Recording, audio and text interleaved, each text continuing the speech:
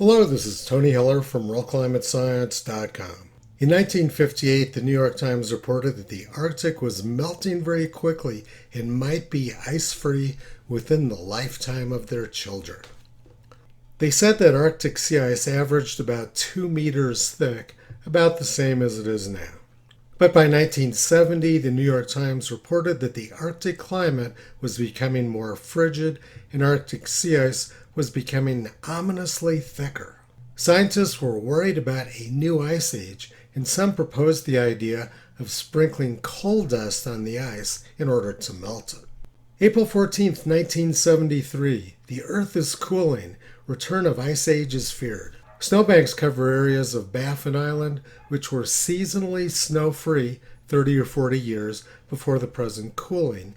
J.T. Andrews and his colleagues at the University of Colorado at Boulder report.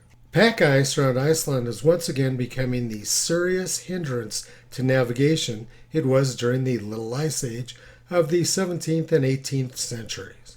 In 1974, Time magazine published this article, Another Ice Age, and they had a diagram showing the expanding Arctic. In 1975, the National Academy of Sciences reported a sharp drop in Northern Hemisphere temperatures since the 1930s. In 1978, the New York Times reported, International team of specialists finds no end in sight to 30-year cooling trend in Northern Hemisphere. In the 1990 IPCC report, they showed a sharp increase in Arctic sea ice extent through the 1970s. This data was recorded by satellites which were used routinely since the early 1970s. But in 2007, University of Colorado scientists rewrote history. They said newly available datasets show that the September ice actually declined at a rate of about 7.8% per decade during the 1953 to 2006 period.